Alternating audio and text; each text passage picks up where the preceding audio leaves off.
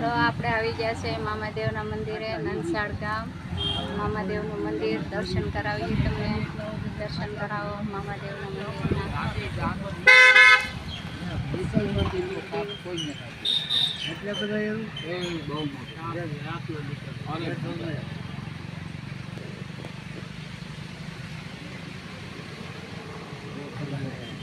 સીતારામ.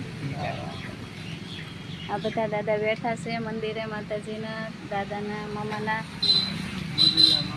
મોજીલા મામા. બહુ જૂનું મંદિર છે ને દાદા?